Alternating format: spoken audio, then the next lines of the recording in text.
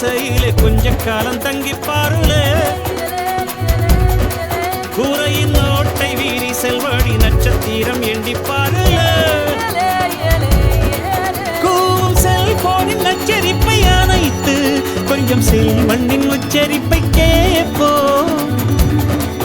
வெறும் காலில் செருப்பின்று நடந்து மண்ணோடு பேசிக்கொண்டு போவோம் மழலைகளாவோ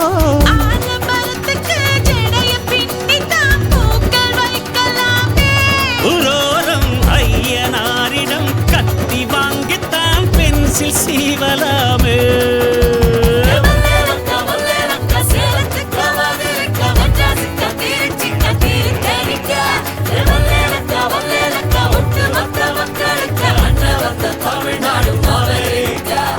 காவிரி யாரும் கை குத்தல் அரிசியும் மறந்து போகுமா